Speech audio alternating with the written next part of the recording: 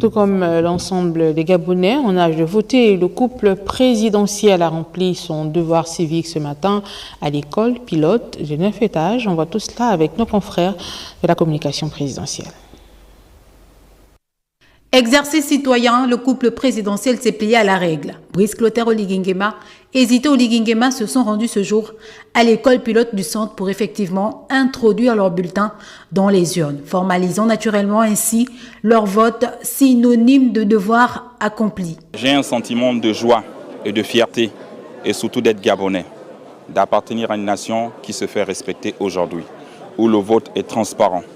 Et je félicite également les organisateurs de cette élection, notamment le ministère de l'Intérieur, parce que je viens d'apprendre que les bureaux sont ouverts depuis 6h30 et tous les Gabonais qui viennent voter dans la transparence. L'année 2024, tout comme celle de 1958 et 1995, faisant référence au vote référendaire dans notre pays, marque un tournant décisif de l'histoire du Gabon et de la transition actuelle. Un référendum qui confirme la détermination du CTRI d'égrener le chapelet d'actions conduisant vers la restauration des institutions, la consolidation de l'état de droit.